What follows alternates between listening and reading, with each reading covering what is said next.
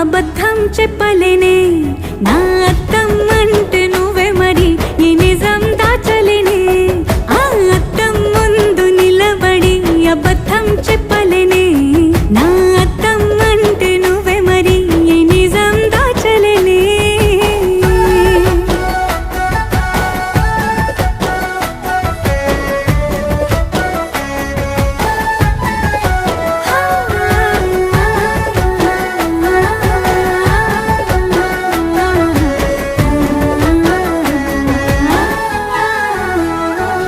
నీకు నచ్చిన సంగీతం ఏంటి? నీ చెప్పుల సవ్వడి.